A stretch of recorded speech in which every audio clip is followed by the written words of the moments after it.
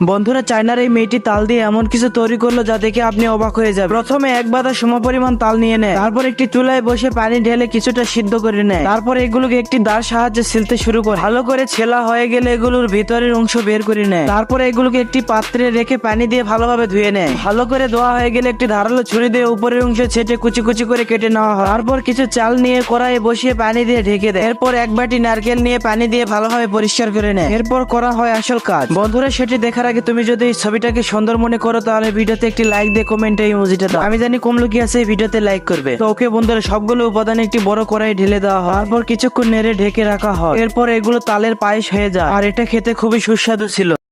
বন্ধুরা, চায়নার এই মেয়েটি তাল দিয়ে এমন কিছু তৈরি করলো যা দেখে আপনি অবাক হয়ে যাবেন। প্রথমে এক বাদা সমপরিমাণ তাল নিয়ে নেয়, তারপর একটি চুলায় বসে পানি ঢেলে কিছুটা সিদ্ধ করে নেয়। তারপর এগুলোকে একটি দার সাহায্যে ছিলতে শুরু করে। ভালো করে ছেলা হয়ে গেলে এগুলোর ভিতরের অংশ বের করে নেয়। তারপরে এগুলোকে